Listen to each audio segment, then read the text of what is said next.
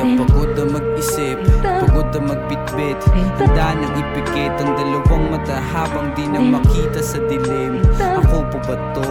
Hawak ang pinanghawakan mo na salita galing sa bibig. Pangunawa na lang ang meron ako. Kung mangyari ang di inaasahan, ito na to.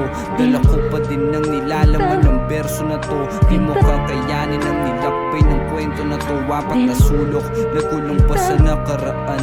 Ito ang dulot sa akin ng aking mga pasan. Tila pinulot ko ang pira-piraso na ako para mabuo lang ang bagong ako. Tama ka, ako to. Hayaan mo kumatok sa'yo nang may amat so lumagok ako.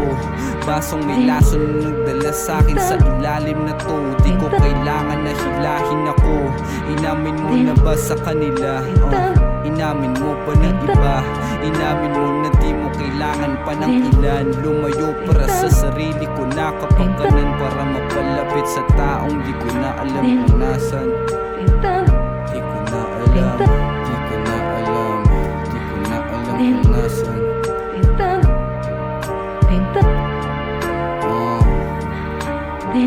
Pangunawa na lang ang meron ako. Kung mangyari ang di inaasahan, eto na to. Dala ko pa din ng nilalaman ng berso na to. Di mo kakayanin ang nilakbay ng kwento na to. Then